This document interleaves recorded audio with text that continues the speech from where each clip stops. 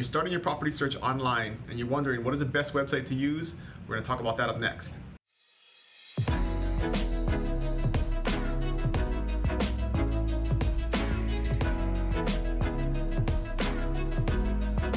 Hey, what's going on, friends? Dylan Donaka here with the Buy Big Island video blog, and today we're going to talk about real estate websites and is there a best one to use, or how are they different, and some of the specifics about just all the different ones that are out there. So the big thing is pretty much all real estate websites get their information from the same place. It comes from whatever local MLS serves that market. So there's a technical thing called an IDX feed. They buy this feed, which then any data that goes into the MLS then gets pulled into whatever system that website uses, and then they make that data available to the public. And so no matter what website you're going to, 99% of the time, that's how that data is getting there, is from an IDX feed from a local MLS. So what do they do with that data? That's the question, and it's how they package it, how the user interface interacts with the person that's on the website, how easy is it to use, and that kind of changes or drives how much traffic goes to those websites. So the top 6 real estate websites, and you've probably heard of them all, are Zillow, Trulia, Homes.com, Realtor.com, Redfin, and then Yahoo Real Estate. So pretty much all of those guys have 5+ million views a month, unique visitors a month, with Zillow being the leader in that with 36 million unique visitors every month, and that was data from earlier this year. And so there's tons of other real estate websites out there, but they have really minimal viewership compared to kind of the 6 big ones.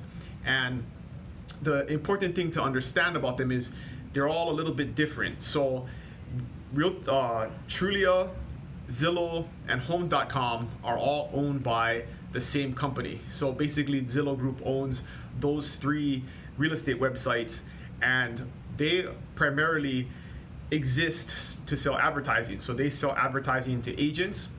So when you go on those sites, you see agents on the side, and when you want information about a property, you click on it, and then the agents that are paying them to have that spot on the site get sent that information about that consumer who's looking for information. And so a lot of times people think that they're clicking on the listing agent to get property, and you're really not. You're clicking on an agent that is advertising mostly to be a buyer's agent to help you purchase a property.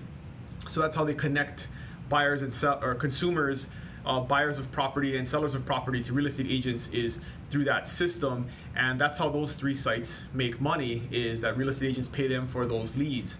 Then you have Redfin.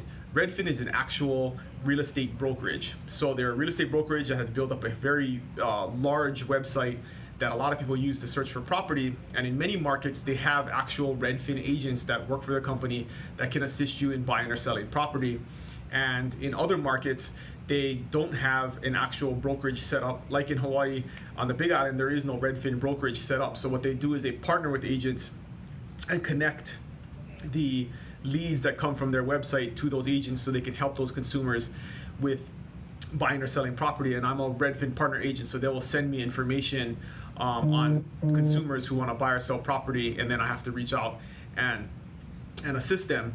And they make money based off of those leads closing. So if they send a real estate agent a lead and that agent helps that person purchase a property, they pay Redfin a referral fee because Redfin is a real estate brokerage. So you don't have any cost up front to advertise with them, but they have a pretty stringent screening process which allows them to make sure that the quality of the agent that they're sending the leads to is good, and they're going to do a good job, and that they're an actual producer, they're a full-time agent, those types of things. They make sure that you're gonna service the clients well if they send you potential buyers or sellers. So that's how Redfin makes money, is off of referral fees, as would other brokerages when they're sending clients back and forth to different real estate brokerages.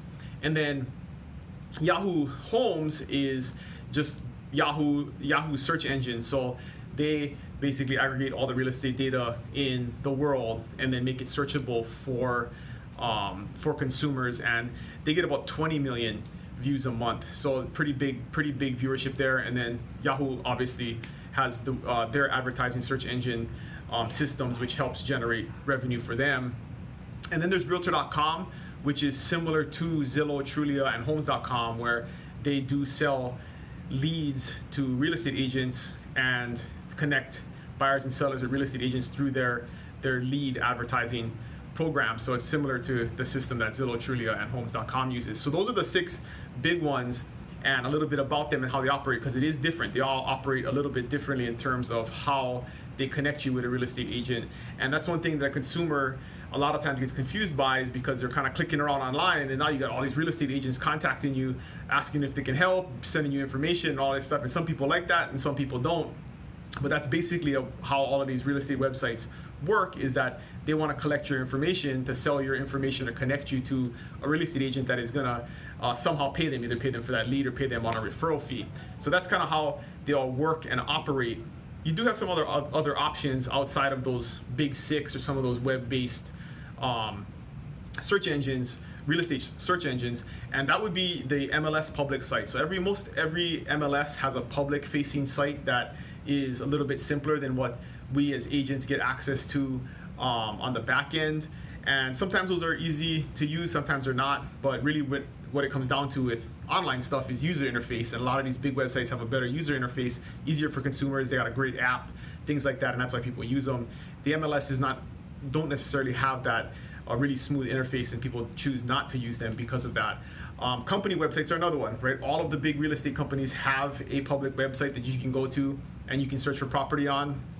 And a lot of times they will connect, if you sign up for information on those websites, they will send that information, those leads, to the local agents in the market that you're looking in. So, any big real estate franchise company has that, and pretty much every small company has a website too, but sometimes they're not as easy to find because the search engine optimization favors the big companies so much that you're not going to see a local Kona real estate agency show up on the top 10 list of a Google search for Kona real estate a lot of times, because all of the big boys are taking up all that search engine optimization space.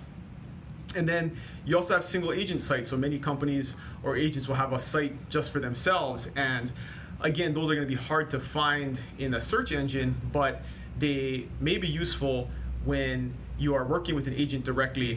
And that's one thing you want to talk to an agent about, is do you have your own website that I can search for property on? Because if they do, a lot of times searching for property and communicating with that agent can be easier. You can favorite property, you can send messages to your agent, showing requests, things like that through their website. If they have a good, solid website system set up, that's MLS searchable. And so that's one thing to check on. That's definitely something that I use. It's very easy to communicate and keep track of properties, because I can look in your profile and see what you've been looking at and what you want to see. And we can communicate easier than trying to send back addresses and MLS numbers and different things. You're trying to stay on the same page as to what you're looking for. So that's another option, is a single agent site. So I guess the real big question is one better than the other? Really depends on your preferences. I wouldn't tell you to definitely use this or definitely use that. We advertise on Zillow, Trulia, and Homes.com. I'm a Redfin partner agent.